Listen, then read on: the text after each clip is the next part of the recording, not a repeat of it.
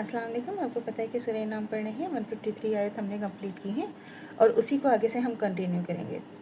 और ये दिन मेरा ही दोस्त है जो सीधा है, सो इसी राह पर चला करो, दूसरी राहों पर मत चलो कि वो तुमको अल्लाह के रास्ते से जुदा कर देंगी। ये हुक्म भी ताकीदी है ताकि तुम डरो। 154। फिर हमने मूसा को किताब दी थी जिससे अच्छा अमल करने वालों पर हमारी नेमत पूरी हुई और सब अहकाम की तफसील हो जाए और रहनुमाई मिले, रहमत हासिल हो ताकि वो अपने रब को मिलने पर यकीन लावें। 154।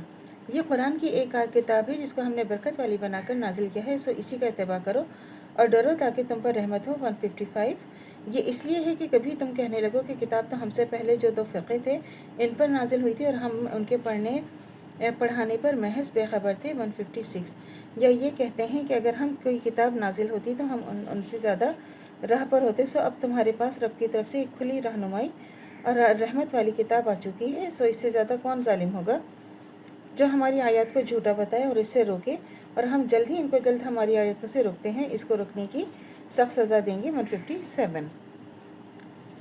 ये महज इस बात का इंतज़ार कर रहे हैं कि फ़रिश्ते इसके पास आएँ या आपका रब आए या आपके रब की कोई बड़ी निशानी आए। जिस रोज़ आपके रब की बड़ी निशानी पहुँचेगी, किसी ऐसे शख्स का ईमान इसके काम ना आएगा जो पहले से ईमान नहीं रखता या उसने अपने ईमान में कोई नेक अमल ना किया हो। आप कह दीजिए इंतज़ार करो और हम भी इंतज़ार कर रहे हैं। 158। बिलाशुबह जिन लोगों ने अपने दीन को अलग अलग कर दिया, आपका उनसे कोई ताल्लुक़ नहीं है, बस उनका मामला अल्लाह के पास है, फिर उनको उनके अमाल से खबरदार कर देंगे। 159। जो नेक काम करेंगे उनको 10 गुना सवाब मिलेगा, जो बुरा काम करेगा तो उसको 10 गुना सज़ा मिलेगी और उन पर जुल्म ना होगा। आप कह दें कि मेरे रब ने तो मुझे एक ही सीधा रास्ता बताया है और वो एक दीन है मजबूत जो इब्राहीम अलैहिस्सलाम का तरीक़ा है जिसमें कोई कजी नहीं है, वो मुशरिकीन में से ना थे। आप कह देंगे बिलाशुबह मेरी नमाज और मेरी सारी इबादत, मेरा जीना, मेरा मरना, ये सब अल्लाह के लिए है और सारे जहानों का मालिक है और आप सारे जहानों का मालिक है। 162। इसका कोई शरीक नहीं है और उसी का मुझको हुक्म है और मैं मानने वालों में सबसे पहला हूँ।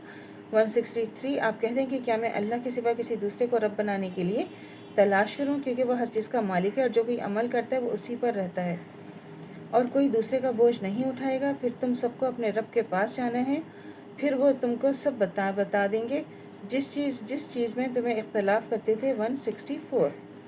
और उसी ने तुमको दुनिया में अपना खलीफा बनाया है और एक को दूसरे पर फ़ौक़ियत दी ताकि तुमको आज़माए और उसमें जो तुमको अता किए हैं यकीनन तुम्हारा रब जल्द सज़ा देने वाला है, बिलाशुबह वो बड़ा ही बख्शने वाला, रहम करने वाला है। 165। आप इसमें देखें अल्लाह ताला बार बार जो है उसमें गुनाहों का बता रहे हैं कि जो गुनाहगार अगर आप होंगे तो अल्लाह के यहाँ उसकी कोई माफ़ी नहीं है और अल्लाह की तरफ पलट आएँ। आप अल्लाह की तरफ पलट आएँ, अल्लाह ही गफूर रहीम है, माफ़ करने वाले हैं। लेकिन जो है सब कुछ जो है आपने हमेशा ये याद रखना है कि मरना जीना हर चीज़ आपका अल्लाह के लिए है और अगर अल्लाह के लिए नहीं है तो अल्लाह कभी आपको माफ़ नहीं करेंगे। अल्लाह गफूर रहीम है। आप एक बार अल्लाह की तरफ पलट कर तो आकर देखें। अल्लाह से दुआ करनी चाहिए जो हमारा ईमान है मरते दम तो कायम व दायम रहे, ख़ात्मा बिल खैर ईमान पर हो। इजाज़त दीजिए, अल्लाह हाफिज़। मेरे चैनल को लाइक कीजिए, शेयर कीजिए, सब्सक्राइब कीजिए। शुक्रिया।